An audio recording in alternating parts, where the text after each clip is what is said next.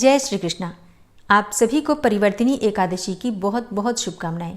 भगवान श्री हरि विष्णु की कृपा सदैव आप और आपके समस्त परिवार पर बनी रहे।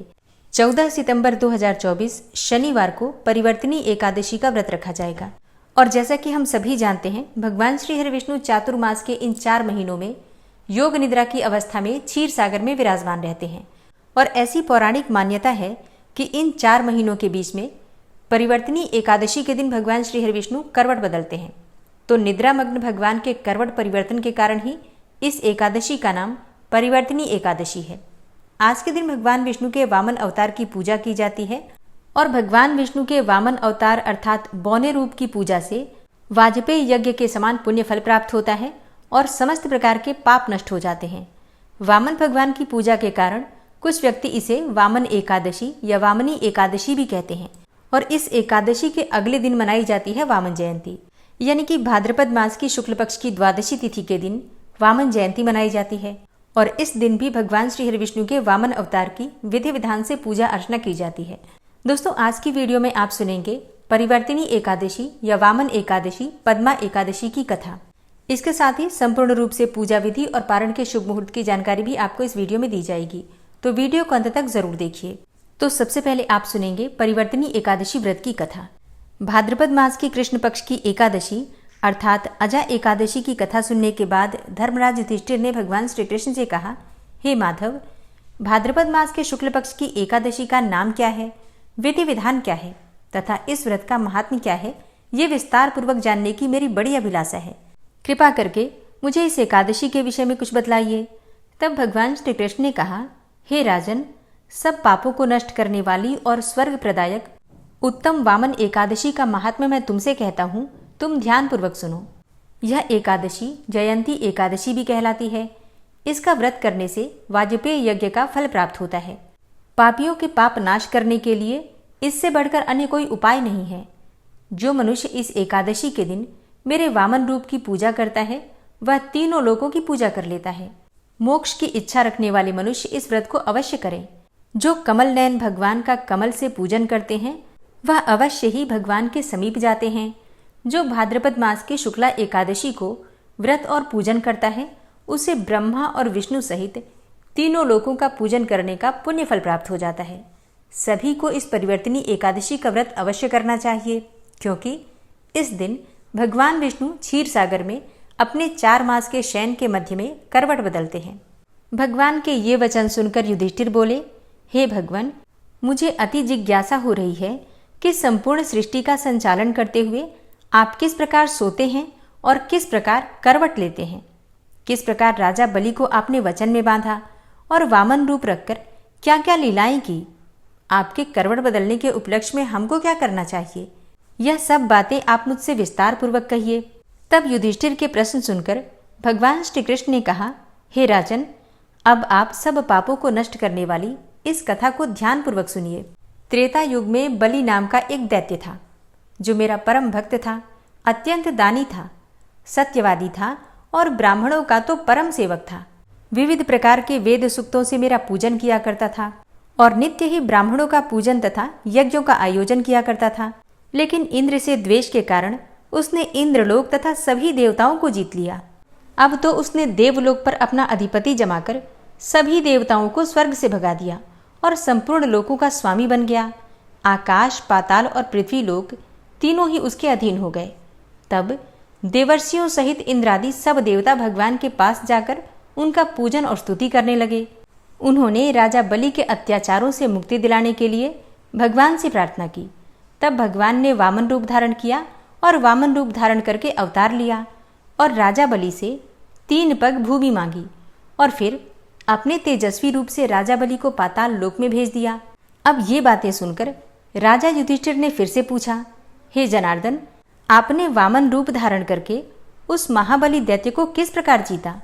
तब भगवान श्री कृष्ण बोले, मैंने वामन रूप धरकर बलि से 3 पग भूमि की याचना करते हुए कहा कि मुझको 3 पग भूमि दे दो और इससे तुम्हें तीनों लोकों के दान करने का पुण्य फल प्राप्त हो जाएगा। तब राजा बलि ने इसको तुच्छ याचना समझकर मुझसे कहा कि 3 पग भूमि ये तो कुछ भी नहीं होती। मैंने उससे कहा कि ये 3 पग भूमि मेरे लिए तीनों लोगों के समान है।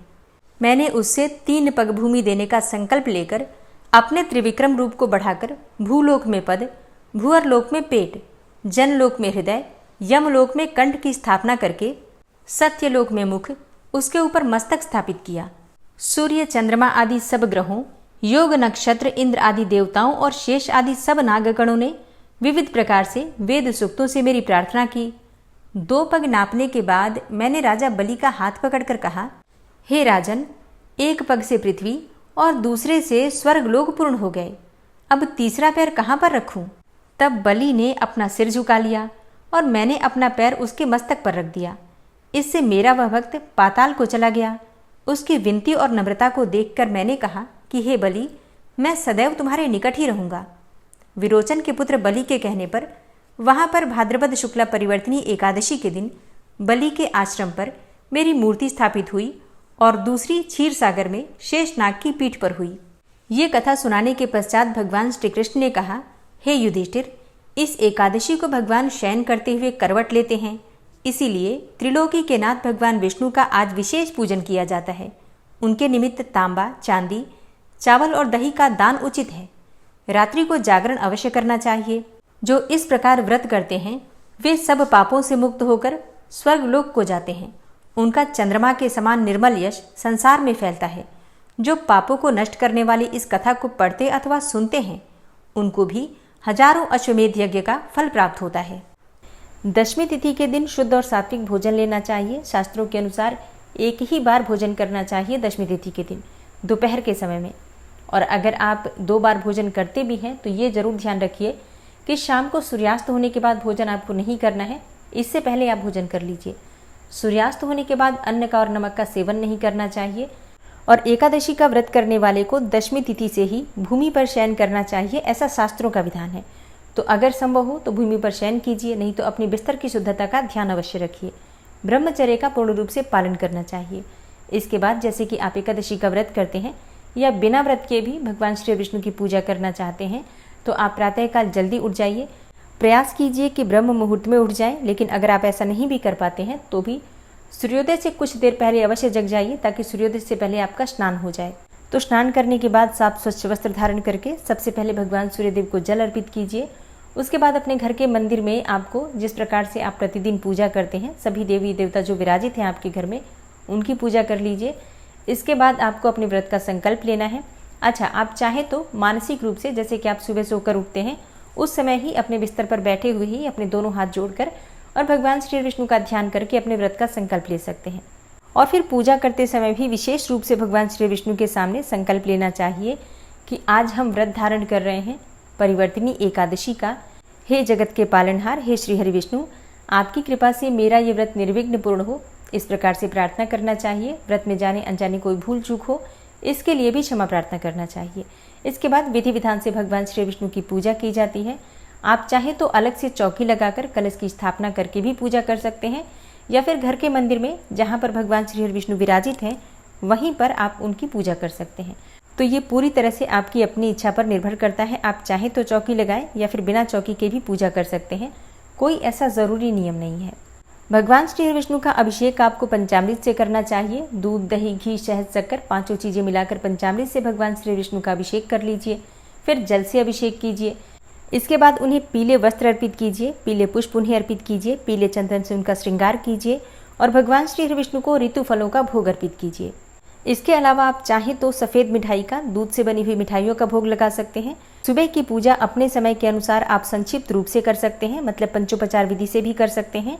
धूप, दीप, पुष्प इत्यादि अर्पित करके पूजा करते समय मंत्रों का जप करते रहिए और पूजा पूर्ण करने के बाद उनकी आरती कर लीजिए। फिर विशेष पूजा शाम के समय कीजिए, मतलब अगर आपके पास समय हो तो सुबह शाम दोनों समय कर सकते हैं, लेकिन अगर आपके पास सुबह समय ना हो इतना तो आप शाम के समय विशेष पूजा रखिए, क्योंकि वैसे भी एकादशी की रात्रि में हम जागरण करते ही हैं। तो आपसे जितना समय हो सकेगा आप रात्रि में जागकर भगवान के मंत्रों का या फिर जो भी आप पूजा विशेष करना चाहते हैं कर सकते हैं। और हाँ, सुबह की पूजा करने के बाद आप फलाहार कर सकते हैं, चाहे तो जलाहार भी कर सकते हैं या फिर आप चाहे तो निर्जल भी ये व्रत धारण कर सकते हैं। वैसे अपनी शारीरिक क्षमता का ध्यान रखते हुए ही आपको व्रत करना चाहिए। इस व्रत को आप फलाहार के द्वारा जैसे कि फल, जूस, फलों का रस, दूध इत्यादि लेकर, मतलब फलाहार और जलाहार के द्वारा व्रत धारण कर सकते हैं। एकादशी के दिन शाम की पूजा बहुत विशेष होती है। मतलब शाम के समय सूर्यास्त होने से पहले प्रदोष काल में आप प्रदोष काल से पहले स्नान कर लीजिए। इसके बाद अपने घर के मंदिर में शुद्ध घी का एक दीपक प्रज्वलित कीजिए और वहीं बैठकर भगवान श्री हरिविष्णु के मंत्रों का जप कीजिए। इस समय आप भगवान श्री हरिविष्णु के किसी भी मंत्र का जप कर सकते हैं। चाहे तो ओम नमो भगवते वासुदेवाय नमः इस मंत्र का जप कर सकते हैं, ओम विष्णवे नमः, या फिर अगर आपने गुरु दीक्षा ले रखी है, मतलब कोई गुरु मंत्र है आपके पास, तो गुरु मंत्र का अधिक से अधिक संख्या में जप कर सकते हैं। और हाँ, भगवत गीता का पाठ एकादशी तिथि के दिन जरूर करना चाहिए। जितना भी आपसे हो सके जरूर कीजिए। आप चाहे तो विष्णु सहस्त्रनाम का पाठ भी कर सकते हैं। अगर आप कर्ज से परेशान हैं, किसी भी प्रकार के बंधन से परेशान हैं, यूँ समझ लीजिए कि कर्म बंधन से परेशान हैं, तो आपको गजेंद्र मोक्ष का पाठ जरूर करना चाहिए। पूरे दिन पूरी रात्रि में हरे कृष्ण कृष्ण कृष्ण हरे हरे, हरे राम राम राम हरे हरे, ये महामंत्र है। इस महामंत्र का जितना अधिक हो सके चलते फिरते उठते बैठते अपने मन में स्मरण करते रहिए या फिर बोल बोल कर भी जप करते रहिए। अगर संभव हो तो एकादशी की रात्रि में अखंड दीपक प्रज्वलित करना चाहिए। ऐसी मान्यता है कि अखंड दीपक प्रज्वलित करने से एकादशी व्रत के दौरान जो भी हमसे जाने अनजाने गलतियां हो जाती हैं उनका प्रायश्चित हो जाता है और इस व्रत का संपूर्ण फल फिर हमें प्राप्त हो जाता है। इसलिए प्रयास कीजिए कि आप अखंड दीपक अवश्य प्रज्वलित करें। मतलब रात्रि में ज़रूर कर लीजिए। बहुत से भक्त हैं जो कि पूरे 24 घंटे का भी दीपक प्रज्वलित करते हैं। अगर आप इतना नहीं कर पाते हैं तो शाम को मतलब रात्रि में ज़रूर जला दीजिए। अच्छा हाँ, एक और चीज़, जैसे कि रात्रि जागरण का विधान शास्त्रों में बताया गया है, लेकिन हम अगर पूरी रात्रि नहीं जाग पाते हैं, जो कि किसी के लिए भी संभव नहीं हो पाता है, कुछ देर जागते हैं लेकिन बाद में तो फिर सो ही जाते हैं, तो अगर हम अखंड दीपक प्रज्वलित करते हैं तो इससे हमारा रात्रि जागरण का ही फल प्राप्त होता है। और आपकी कोई विशेष मनोकामना हो तो अपनी मनोकामना मन में धारण करके भगवान श्री विष्णु से प्रार्थना करके आप हर एकादशी पर अखंड दीपक प्रज्वलित कर सकते हैं। 11 एकादशी पर लगातार अगर आप अखंड दीपक प्रज्वलित करते हैं और एक ही मनोकामना हर बार कहते हैं तो आपकी मनोकामना भगवान श्री विष्णु की कृपा से अवश्य पूर्ण होती है। इस उपाय को करने के लिए व्रत करना आवश्यक नहीं है। आप बिना व्रत किए भी ये उपाय कर सकते हैं। मतलब भगवान श्री विष्णु की पूजा करने के लिए, दान करने के लिए और एकादशी के दिन उपाय करने के लिए बिल्कुल भी आवश्यक नहीं है कि आप व्रत धारण करें। आप बिना व्रत के भी भगवान श्री विष्णु की पूजा आराधना करके इस व्रत का लाभ ले सकते हैं। लेकिन एक और चीज़ का आपको ध्यान रखना है, अगर आप व्रत नहीं भी कर रहे हैं तब भी आपका भोजन सात्विक होना चाहिए। मतलब लहसुन, प्याज, मांस, मदिरा का सेवन आपको नहीं करना है। एकादशी के दिन चावल ग्रहण नहीं करना है। किसी की भी निंदा नहीं करनी चाहिए, किसी की चुगली नहीं करनी चाहिए, अपशब्द किसी को भी नहीं बोलना चाहिए और क्रोध तो भूल कर भी नहीं करना चाहिए। कुछ बातों का अगर आप ध्यान रखते हैं तो बिना व्रत के भी आपको एकादशी व्रत का फल मिलता है। और हाँ, जो भक्त व्रत भी करते हैं उन्हें भी इन सभी बातों का ध्यान रखना चाहिए। मतलब अपने व्यवहार को, आचार को तो अवश्य शुद्ध रखें। मतलब ऐसा नहीं कि हम व्रत कर रहे हैं लेकिन उसके बाद भी क्रोध कर रहे हैं, अपशब्द कह रहे हैं, किसी की निंदा या चुगली कर रहे हैं, तो हमारे किए गए व्रत का हमें कोई भी फल नहीं मिलता और उल्टा हम पाप के भागी बन जाते हैं। एकादशी का व्रत नियम और संयम का व्रत होता है। जितना अधिक हम नियमों का पालन करते हैं उतना ही अधिक हमें इसका फल मिलता है। और एकादशी का व्रत करने के बाद अगले दिन द्वादशी तिथि में हम व्रत का पारण करते हैं। तो द्वादशी तिथि के दिन भी प्रातःकाल जल्दी उठना चाहिए। उठकर नित्य कर्मों से निवृत्त होकर स्नान कर लीजिए। फिर साफ स्वच्छ वस्त्र धारण करके पहले भगवान सूर्यदेव को जल अर्पित कीजिए। फिर अपने घर के मंदिर में भगवान श्री विष्णु की विधि विधान से पूजा कर लीजिए। फिर इसके बाद आप किसी ब्राह्मण को चाहें तो घर बुलाकर भोजन करा सकते हैं, या फिर आप ब्राह्मण के निमित्त दान की सामग्री निकालकर, दक्षिणा इत्यादि निकालकर, और फिर आप शुभ मुहूर्त में जो भी आप सात्विक भोजन बनाते हैं पहले भगवान को अर्पित कर दीजिए। फिर उसी भोजन में से आप गाय को दीजिए, चींटियों के निमित्त निकाल दीजिए, पक्षियों के निमित्त आप छोटा सा टुकड़ा अपनी छत पर डाल सकते हैं, बालकनी में डाल सकते हैं। इस प्रकार से कुछ जीवों को भोजन कराने के बाद आप स्वयं भी भोजन कर सकते हैं। और अब जानते हैं कि एकादशी की तिथि कब प्रारंभ हो रही है, कब समाप्त हो रही है और व्रत हमें कब धारण करना है। देखिए, एकादशी तिथि प्रारंभ हो जाएगी 13 सितंबर को रात्रि में 10:30 पर और समाप्त हो रही है 14 सितंबर को रात्रि में 8:41 पर। तो सूर्योदय कालीन तिथि के अनुसार 14 सितंबर 2024 शनिवार के दिन परिवर्तिनी एकादशी का व्रत रखा जाएगा। 14 सितंबर को सूर्योदय काल का समय रहेगा सुबह 6:10 पर और सूर्यास्त का समय रहेगा शाम को 6:27 पर और राहु काल का समय रहेगा सुबह 9:19 से सुबह 10:51 तक। जैसा कि आप सभी जानते हैं, राहु काल में किसी भी प्रकार का शुभ कार्य नहीं किया जाता।